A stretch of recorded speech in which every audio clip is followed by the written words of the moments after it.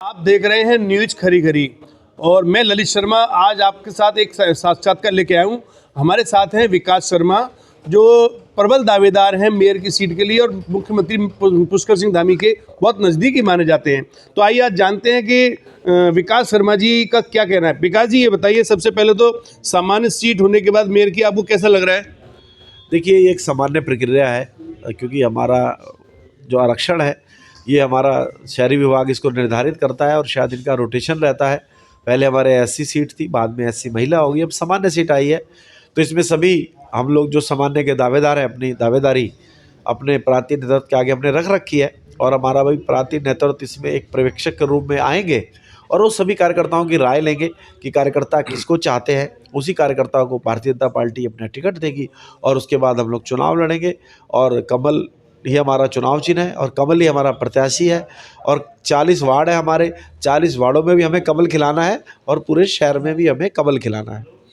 विकास जी, ये बताइए कि कल जब से रुद्रपुर नगर निगम की सीट मेयर के लिए सामान्य की घोषणा हुई है, वैसे तो काफ़ी लोग प्रयास करते हैं, हर कार्यकर्ता का अधिकार होता है कि वो चुनाव की तैयारी करे, लेकिन जिस प्रकार से आपको बधाइयों का तांता मिल रहा है सोशल मीडिया पे, फेसबुक पे, और इस प्रकार से लोगों का आना सुबह से दरबार टाइप का लग रहा है, तो इसका क्या मायना समझा जाए?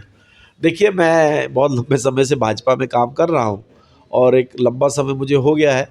मैं 2013 में भी दावेदार था और मैंने टिकट मांगी थी, लेकिन सीट क्योंकि आरक्षित हो गई थी तो हमने हमारी बहन सोनी कोहली को चुनाव लड़ाया था और उन्हें मेयर बनाया। उसके बाद उन्होंने बहुत सारे विकास कार्य किए भी।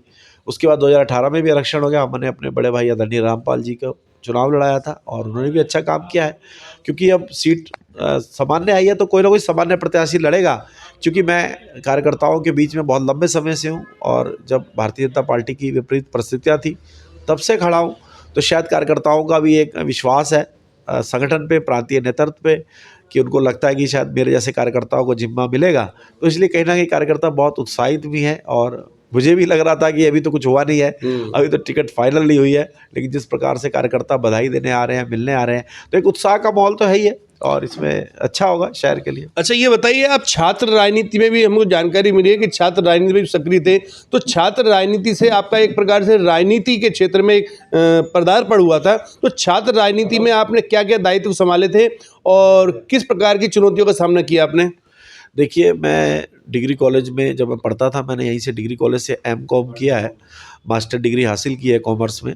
और मैं 2000-2001 का जो हमारा कार्यकाल था, मैं यहाँ छात्र संघ में उपाध्यक्ष रहा और इसके साथ ही हमने हमारा जो संगठन है एबीवीपी, उसमें भी लगातार काम किया। हमारे इसमें लगातार कार्यकर्ताओं के साथ हमने मिलके संगठन का काम आगे बढ़ाने का काम किया और छात्र राजनीति में हम लोग यहाँ डिग्री कॉलेज के अंदर एमएससी लाने में सफल हुए। पहले एमएससी का सब्जेक्ट नहीं था, उसको भी हम लोग यहाँ पर लेके आए और जो भी छात्रों की समस्या थी उस समय हम लगातार उठाते थे और एक प्लेटफॉर्म भी मिलता है।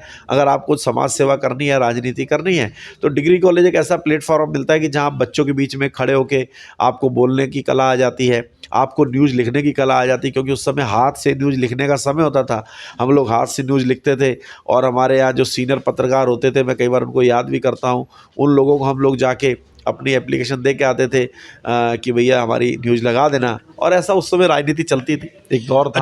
अच्छा, ये बताइए, बात करें अगर छात्र राजनीति की, आप एबीवीपी में अखिल भारतीय विद्यार्थी परिषद में सक्रिय रहे, तो उन दिनों वो दौर था कि मुख्यमंत्री बड़े कद्दावर होते थे कांग्रेस के, नारायण दत्त तिवारी, और उस समय स्वास्थ्य मंत्री तिलकराज बेहर जी का भी रुतबा था, पूरे जिले में तराई का शेर कहे जाते थे। तो उन परिस्थितियों में आपने भारतीय जनता युवा मोर्चा में अपनी सक्रियता निभाई, तो उन चुनौतियों के बारे में क्या कहेंगे? किस प्रकार के आपने चुनौतियों का सामना किया और क्या अवसर थे आपके? ललित जी, बहुत अच्छा आपने सवाल किया और वास्तव में वो समय आज भी मैं याद करता हूँ। कभी कार्यकर्ताओं के साथ हम बैठक में बैठे होते हैं तो उन्हें बताता हूँ कि आज तो बंद कमरे में मीटिंग कर रहे हैं, पंखे लगे हैं, एसी लगे हैं, माइक लगा है, साउंड लगा है, स्टेज लगा है। एक दौर वो था कि जब हम दरियों पे बैठ के मीटिंग करते थे, हमारे यहाँ बाज़ार के अंदर धर्मशालाओं में हम लोग मीटिंग करते थे, कहीं बैठने का स्थान नहीं होता था।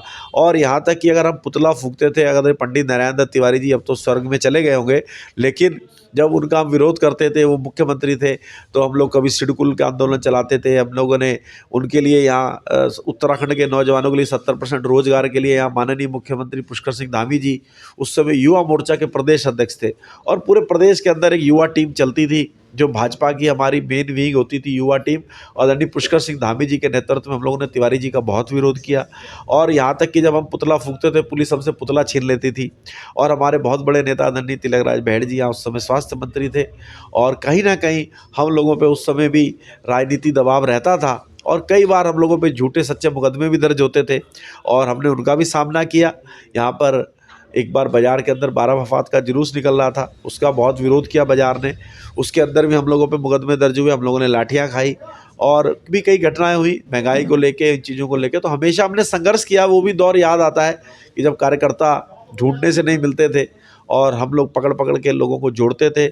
और एक समय ऐसा था कि माननीय तिलकराज बहड़ जी उस समय बीजेपी को छोड़ के गए थे, तो पूरी बीजेपी खाली जैसी हो गई थी, शून्य थी, और उस शून्य को भरने का काम हम लोगों ने, गिनती के लोग होते थे, उन्होंने किया है।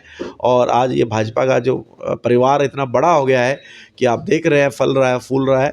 और युवा मोर्चा में हमने बहुत संघर्ष किया, और सिडकुल आंदोलन किया, हम लोगों ने महंगाई के लिए लड़ाई लड़ी, हम लोगों ने अटल जी की उस समय खाद्यान्न योजना चलती थी, उसको लेके गांव-गांव भी गए, शहर-शहर भी घूमे, बहुत हमने काम किया पार्टी को खड़ा करने के लिए। और आज भारतीय जनता पार्टी एक बहुत बड़ी पार्टी बन के उभर चुकी है। यानी कह सकते हैं कि जो उत्तराखंड में इस समय धाकड़ धामी की सरकार है, पुष्कर सिंह धामी मुख्यमंत्री, उन जब वो भाजयुमो में जो है प्रदेश अध्यक्ष होते थे, तब से आपकी नज़दीकी है। तो जाहिर सी बात है, आप धामी जी की कार्यशैली को, उनकी जो प्राथमिकता है, उनको आप शुरू से समझते रहे हैं। तो ये बताइए कि कोरोना काल में भी आप व्यापार मंडल का भी दायित्व संभाल चुके हैं,